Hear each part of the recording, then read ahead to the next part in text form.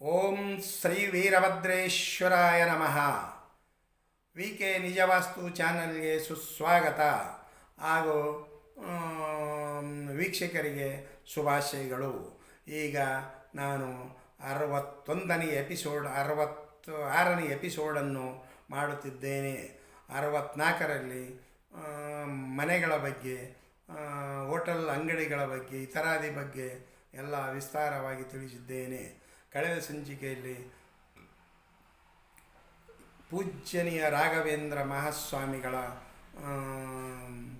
ವಿಷಯವಾಗಿ ಒಂದು ವಿಡಿಯೋವನ್ನು ಮಾಡಿದ್ದೇನೆ.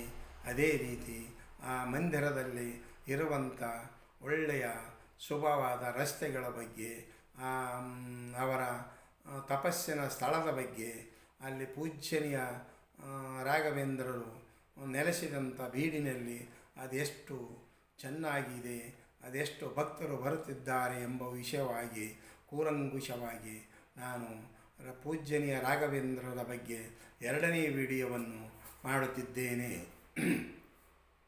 ಈ 2ನೇ ವಿಡಿಯೋದಲ್ಲಿ ಎಂದರೆ ಮುಖ್ಯವಾಗಿ ಇರುವಂಥದ್ದು ಆ ಮಂದಿರದಿಂದ ಪೂರ್ವದ ಅಭಿಮುಖವಾಗಿ ಬಂದಂಥ ರಸ್ತೆಯು ಮುಂದೆ ಸುಮಾರು ಅರ್ಧ ಕಿಲೋಮೀಟರ್ ಮಠದಿಂದ ಬಂದ ನಂತರ ದಕ್ಷಿಣದ ಆಗ್ನೇಯ ಭಾಗ ಅಂದರೆ ಮಠದಿಂದ ಬರುವ ಕಾಲಕ್ಕೆ ಬಲಭಾಗಕ್ಕೆ ಹೋಗುವಂಥ ಮುಖ್ಯ ರಸ್ತೆಯು ದಕ್ಷಿಣದ ಆಗ್ನೇಯ ಎನ್ನುತ್ತಿದ್ದಾರೆ. ಈ ದಕ್ಷಿಣದ ಆಗ್ನೇಯು ಮಠಕ್ಕಾಗಲಿ ಮಂದಿರಕ್ಕಾಗಲಿ ಯಾವುದೇ ಇತರ ದೇವಸ್ಥಾನಗಳಿಗಾಗಲಿ ಅತ್ಯಂತ ಒಳ್ಳೆಯ ಶುಭದಾಯಕ ಕೊಡುವಂಥ ರಸ್ತೆ ಎನ್ನಬಹುದು.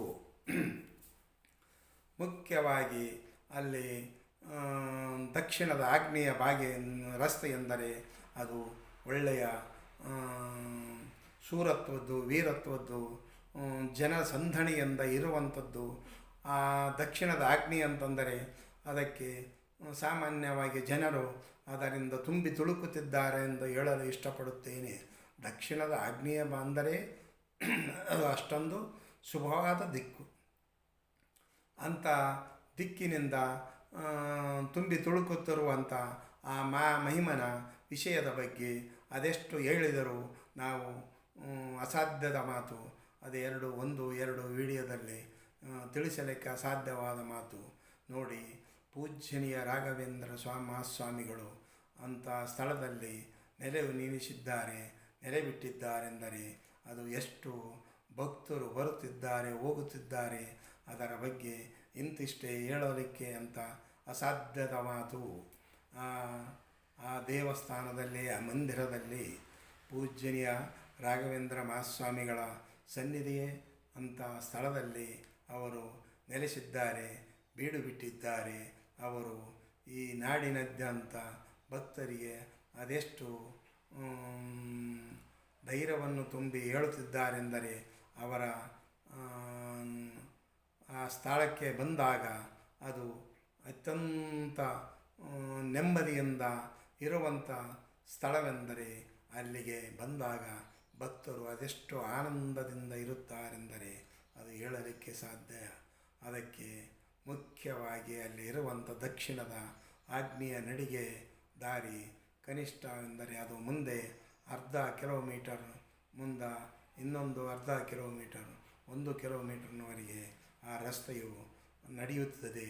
ಅದಕ್ಕೆ ಆ ರಸ್ತೆಗೆ ಅನುಗುಣವಾಗಿ ಮಹಾಸ್ವಾಮಿಗಳು ಸನ್ನಿಧಿಗೆ ಬರುವಂಥ ಭಕ್ತರು ಪ್ರತಿನಿತ್ಯ ಜನಸಂದಣಿಯು ಹೆಚ್ಚಾಗುವುದು ಸಹ ಕಡಿಮೆಯಾಗಲಿಕ್ಕೆ ಅಸಾಧ್ಯದ ಮಾತು. ಅದು ಒಂದು ಪವಿತ್ರವಾದ ಸ್ಥಳವಾಗಿದೆ. ಮಹಾಸ್ವಾಮಿಗಳು ಸನ್ನಿಧಿಗೆ ಬಂದು ಅದು ಎಷ್ಟು ಜನರು ತುಂಬಿ ತುಳುಕುತ್ತಿದ್ದಾರೆಂದರೆ ಅಲ್ಲಿ ನೆಲೆಸಿರುವಂಥ ಮಹಾನ್ ರಾಘವೇಂದ್ರ ಮಹಾಸ್ವಾಮಿಗಳು ದಕ್ಷಿಣ ಆಗ್ನೇಯ ನಡಿಗೆ ಇರುವಂಥ ಆ ಮಠಕ್ಕೆ ಮುಖ್ಯವಾಗಿ ಅದರ ವಿಷಯವಾಗಿ ಆ ಆಗ್ನೇಯ ನಡಿಗೆಯಿಂದ ಆ ಮಂದಿರವು ಅಷ್ಟೊಂದು ವಿಶಾಲವಾಗಿ ವಿಸ್ತಾರವಾಗಿ ನಾಡಿನಾದ್ಯಂತ ಭಕ್ತರು ತುಂಬಿ ತುಳುಕಿರುತ್ತಾರೆಂದು ಹೇಳುತ್ತೇನೆ. ಅದಕ್ಕೆ ಯಾವುದೇ ಆಗಲಿ ಮಠವಾಗಲಿ ಮಂದಿರವಾಗಲಿ ಮನೆಯಾಗಲಿ ಅದಕ್ಕೆ ತಕ್ಕ ಹಾಗೆ ರಸ್ತೆಗಳು ಇರಬೇಕು. ರಸ್ತೆಗಳೆಂದರೆ ಅದು ಕೊಡುಕೊಳ್ಳುವ ವ್ಯವಹಾರ, ಮಠಕ್ಕಾಗಲಿ ಮನೆಯಾಗಲಿ ಮಂದಿರಕ್ಕಾಗಲಿ ದೇವರಿಗಾಗಲಿ ಒಂದು ಯಾವುದಕ್ಕೇ ಆಗಲಿ ಅದಕ್ಕೆ ಅಲ್ಲಿ ಬರುವಂಥ ಭಕ್ತಾದಿಗಳು ಕೊಡುವಂಥ ಭಕ್ತಾದಿಗಳೇ ಬರುತ್ತಿದ್ದಾರೆಂದರೆ ಅದು ಪೂರ್ವ ಆಗ್ನೇಯದ ದಾರಿ, ಅದು ಅಷ್ಟೊಂದು ಕೊಡುವಂಥ ವ್ಯವಹಾರ. ಆ ಪೂಜ್ಯನೀಯ ರಾಘವೇಂದ್ರನೇ ಸನ್ನಿಧಿಗೆ ಬಂದು ಕಾಣಿಕೆಯನ್ನು ಕೊಟ್ಟು ಸಲ್ಲಿಸಿ ಹೋಗುತ್ತಿದ್ದಾರೆಂದರೆ ಕಾಣಿಕೆಯು ಕೊಡುವುದೆಂದರೆ ತಪ್ಪು ತಿಳಿಯಬಾರದು. ಕಾಣಿಕೆಯು ಸಲ್ಲಿಸುತ್ತಿದ್ದಾರೆಂದರೆ ಅದು ಕೊಡುವ ವ್ಯವಹಾರ, ಅದು ದಕ್ಷಿಣ ಆಗ್ನೇಯ ಎಂದರೆ ಕೊಡುವ ವ್ಯವಹಾರ. ಅಲ್ಲಿ ಬರುವಂಥ ಭಕ್ತರು ಮಹಾನ್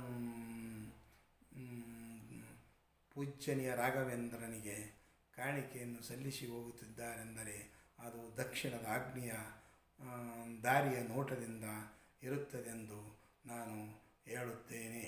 ಅದಕ್ಕೆ ಮುಖ್ಯವಾಗಿ ಅಂಥ ಸ್ಥಳದಲ್ಲಿ ನೆಲೆಸಿರುವಂಥ ಮಹಿಮನು ಅದೆಷ್ಟು ಭಕ್ತರಿಗೆ ನೆಮ್ಮದಿಯನ್ನು ಕೊಡುತ್ತಿದ್ದಾನೆಂದರೆ ಹೇಳಲಿಕ್ಕೆ ಸಾಧ್ಯವಿಲ್ಲ. ಅದಕ್ಕೆ ನನ್ನ ಈ ವಿಡಿಯೋವನ್ನು ನೋಡಿ ಲೈಕ್ ಮಾಡಿ, ಬೆಲ್ ಐಕಾನ್ ಒತ್ತಿ ಸಬ್ಸ್ಕ್ರೈಬ್ ಮಾಡಿ ಅಂತ ಹೇಳುತ್ತಾ ಮುಂದಿನ ವಿಡಿಯೋದಲ್ಲಿ ಪರಮಪೂಜ್ಯ ಶ್ರೀ ರಾಘವೇಂದ್ರರ ಬಗ್ಗೆ ಮತ್ತೆ ಪುನಃ ವಿಡಿಯೋವನ್ನು ಮಾಡುತ್ತೇನೆ. ನೀವು ನೋಡಲಿಕ್ಕೆ ಸಿದ್ಧವಾಗಿರಿ ಎಂದು ಹೇಳುತ್ತಾ ನನ್ನ ಈ ವಿಡಿಯೋವನ್ನು ಮುಗಿಸುತ್ತೇನೆ.